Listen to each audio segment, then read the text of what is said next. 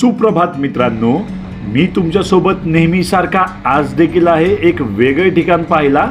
आपण आज फिरत जायचं आहे एका दुर्मिळ ठिकाणी, जे ठिकाण आपल्यापासून अगदी हाकेच्या अंतरावर आहे, पण बऱ्याच लोकांना अजून देखील त्या ठिकाणाबद्दल माहिती नाहीये।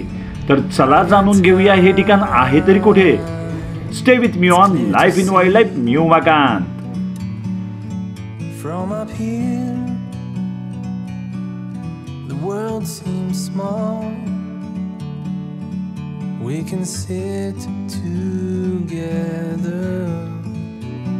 It's so beautiful, you and me. Good morning guys, सुप्रभात। आज आपण आलेलो आहे एका मंदिराला, आणि हे मंदिर कोल्हापूरपासून साधारणतः 40 किलोमीटर अंतरावर आहे। या मंदिराचा एक इतिहास आहे, या भागाचा एक इतिहास आहे, तो इतिहास आपण पाहायचा आहे। Stay with me on life in wildlife न्यू वाकांत।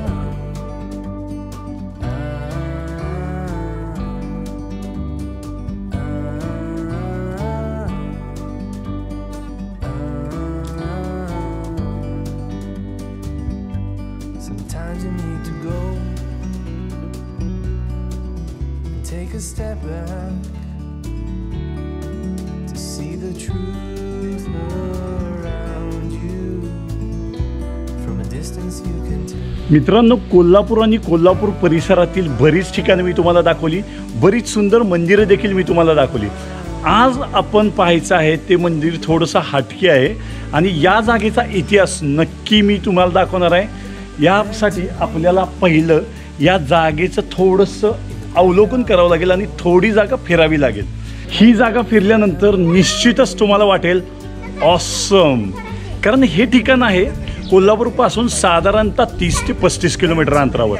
थोडा डोंगर आहे, थोडा घाट आहे, आणि या घाटापासून थोड्या वरच्या भागात आला तर इथं हे मंदिर आपल्याला पाहायला मिळतं।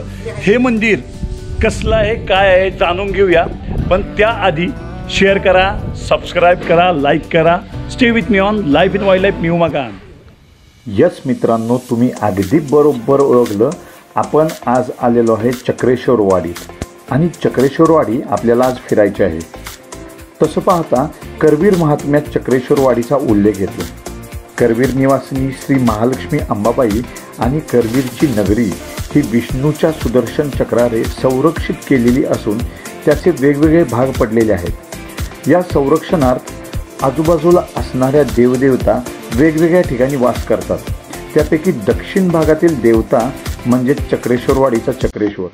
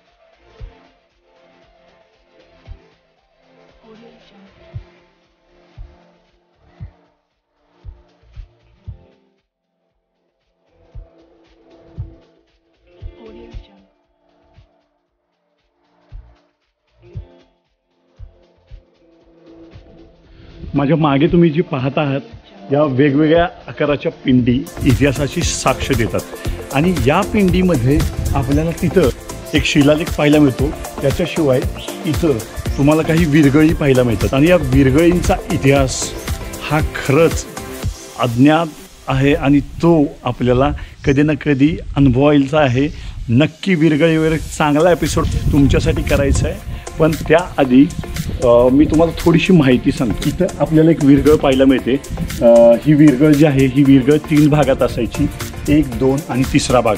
युजुअली बऱ्याच विरगळी 3 भागात असतात। यातला खालचा भाग जो असतो त्याच्यात योद्धा असतो, योद्ध्याचा रणसंग्राम दाखवला जातो, किंवा योद्ध्यानं जे युद्ध केले ते दाखवलं जातं। दुसऱ्या भागात असतात की स्वर्गातून यक्ष अप्सरा येतात आणि त्या योद्ध्याला घेऊन जातात स्वर्गामध्ये, मेल्यानंतर वीरमरण येतं, आणि त्याच्यानंतर 3ऱ्या भागात तो शंकराची पूजा करतो अशा स्वरूपात एक विरगळ असते आणि त्या विरगळीच्या दोन्ही बाजूला चंद्र सूर्याच्या प्रतिमा असतात। अशा विरगळी पूर्ण भारतभर पसरलेल्या आहेत। यातल्या बऱ्याच विरगळी आहेत ना महाराष्ट्रात आहेत आणि खूप सुंदर आहेत, पाहण्यासारखे अगदी रेखीव आहेत। मी त्यातल्या काही विरगळी तुम्हाला नक्की दाखवण्याचा प्रयत्न करेन। विरगळीचा अर्थ आहे जिथं वीर मरण आले, त्या वीराला मरण आले, तो गळला गेला किंवा तो मेला गेला, त्या ठिकाणी त्याची समाधी न बांधता त्याची अशी विरगळ बांधली जायची। आणि त्याच्या व्यतिरिक्त या सुंदर पिंडी इथं पाहायला मिळतात। असा भरपूर मोठा इतिहास लाभलेलं हे ठिकाण आहे। हे ठिकाण आहे चक्रेश्वरवाडी। चक्रेश्वरवाडीच्या शिवमंदिरात आपण आलो आहे।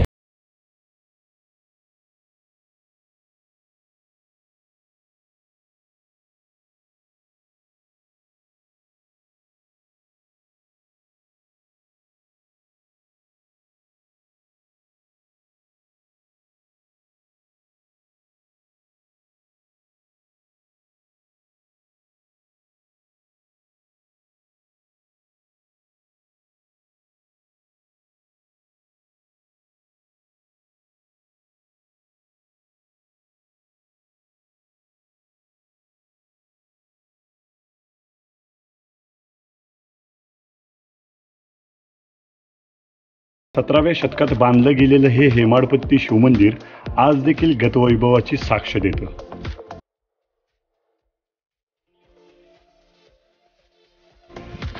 चक्रेश्वरवाडीत असलेलं चक्रेश्वराचं मंदिर पाहून आपण निघणार आहे इथंच शेजारी टेकडीवर असलेली कातळ शिल्प पाहायला।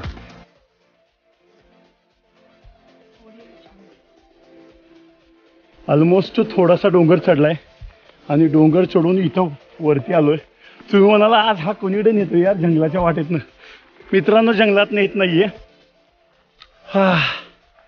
आपण कोल्हापुरातल्या एक सुंदर ठिकाणी आलोय। हे ठिकाण थोडंसं ऐतिहासिक आहे। यस, तुम्ही अगदी बरोबर ओळखलं। आपण आज आलेलो आहे चक्रेश्वरवाडीत आणि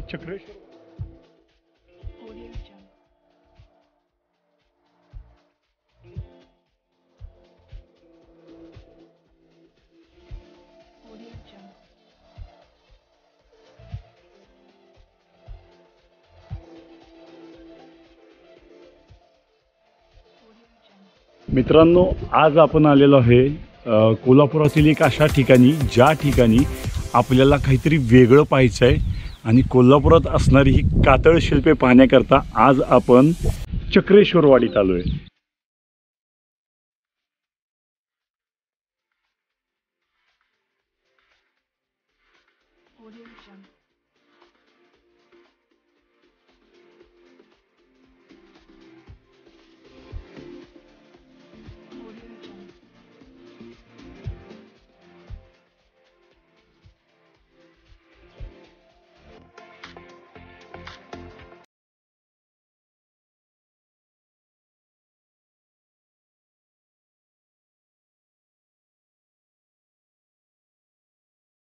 पर्यटन स्थळापैकी एक असलेली ही चक्रेश्वरवाडी कोल्हापूरपासून अगदी 40 किलोमीटर अंतरावर येते। तुम्ही राजनगरीच्या रोडने देखील या ठिकाणी येऊ शकता किंवा तुम्ही गारगोटी रोडने देखील या ठिकाणी येऊ शकता।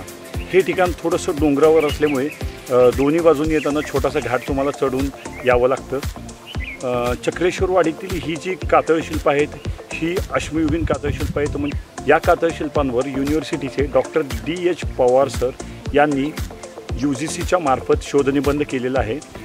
त्यांच्यानुसार ही कातळशिल्प मानवनिर्मित आहेत। करवीर क्षेत्राला विष्णूच्या सुदर्शन चक्रानं संरक्षित केलेलं क्षेत्र मानलं जातं। त्यापैकी दक्षिण बाजूला संरक्षित केलेली देवता म्हणजेच चक्रेश्वरवाडी असं मानलं जातं। आपण चक्रेश्वरवाडीला आलो, इथली कातळशिल्प पाहिली, इथले जी परंपरा आहे ती पाहिली, हा देव किती सुंदर आहे आणि हा परिसर किती सुंदर आहे हे देखील आपण पाहिलं।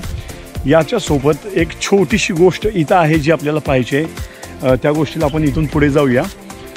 चक्रेश्वरवाडीला ऐतिहासिक संदर्भ जर तुम्ही मानला तर ऐतिहासिक संदर्भ खूप सुंदर आहेत, कारण की चक्रेश्वरवाडीमध्ये 4 कालखंडातील ऐतिहासिक संदर्भ लाभले जातात। त्यातला पहिला म्हणजे अश्मयुगीन शिल्प, दुसरा म्हणजे 2ऱ्या शतकात कोरली गेलेली लेणी किंवा तपश्चर्या करण्याकरता कोरली गेलेली ती मंदिरं, तिसरा संदर्भ म्हणजे 12व्या शतकातील असलेला तो शिलालेख आणि 17व्या शतकात असलेलं ते प्राचीन मंदिर. इतकी सुंदर परंपरा चक्रेश्वरवाडीला लाभलेली आहे आणि ही परंपरा आपल्याला आज पाहायची आहे. Stay with me on life in wild life. Me Umakant.